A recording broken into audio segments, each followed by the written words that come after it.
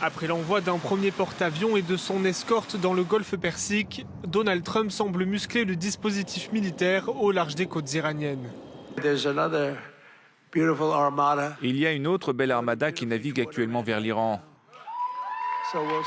Nous verrons bien. J'espère qu'ils accepteront un accord, j'espère. Ils auraient dû accepter un accord la première fois. Pression militaire maximale, mais ouverture à la négociation. Le président américain continue donc de souffler le chaud et le froid sur une éventuelle intervention armée. Les pays du Golfe, eux, refusent l'escalade, à commencer par l'Arabie Saoudite et les Émirats Arabes Unis, qui interdisent toute utilisation de leur espace aérien pour mener une attaque. L'Iran, de son côté, menace de bloquer le détroit d'Ormuz en cas de frappes américaines ou israéliennes. Les pays de la région comprennent que l'insécurité dans une partie de la région n'affecte pas seulement l'Iran.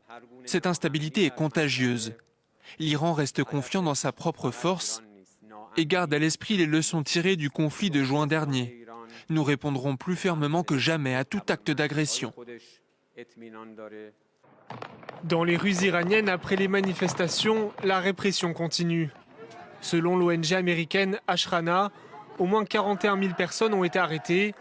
Quant au nombre de morts, l'Iran reconnaît au moins 3100 victimes, mais le bilan est beaucoup plus lourd selon les ONG dont les chiffres diffèrent. Elles ont des difficultés à recueillir des données fiables, même auprès des hôpitaux. Des médecins qui communiquaient des chiffres ont été arrêtés selon Iran Human Rights, basé en Norvège.